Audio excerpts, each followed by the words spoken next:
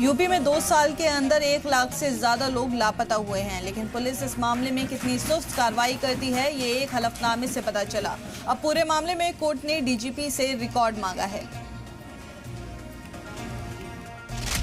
2 साल में 1,08,300 लोग लापता हो गए। सिर्फ 9,700 मामलों में पुलिस ने एक्शन लिया।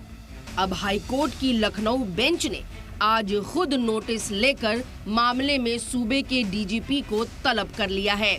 कोर्ट ने सुनवाई के दौरान पुलिस पर तल्ख तबसरा किया।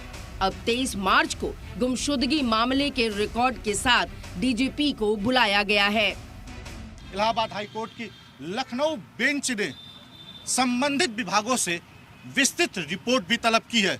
साथ ही अगली डेट 23 मार्च को दिया है।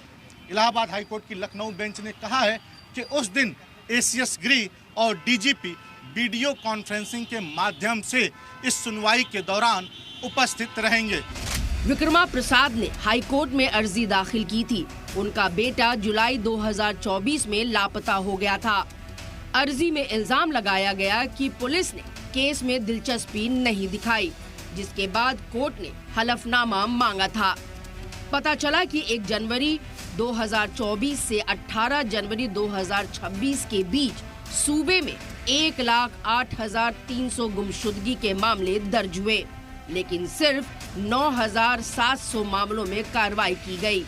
बाकी मामले में पुलिस ने कोई एक्शन तक नहीं लिया।